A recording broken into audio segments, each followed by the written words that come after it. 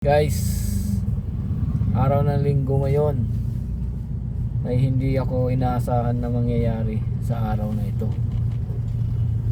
Yung sasakyan ko, nabasag yung salamin. Hindi ko alam kung binato or nagulungan yung bato na tumalsik dito sa sasakyan. Dito to nangyari sa may Road 10 pa south, sa may bago mag-shell. Eto guys, pakita ko.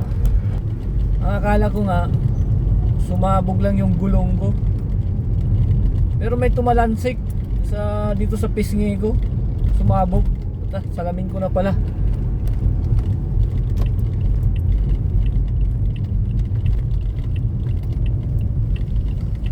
Pero papabakyum ko muna itong mga bubog dito sa sakyan.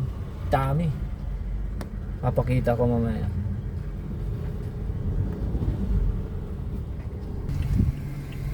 Guys, oh. Ito. Ayan, oh. So may passenger side yan. Ayan, oh. Mabuti na lang nakatinto. Kung hindi ito nakatin, ito. Grabe yung bubog dito sa loob kung hindi nakatinto. Ayan, oh. Ito yung bato na pinaghihinalaan ko. Ito.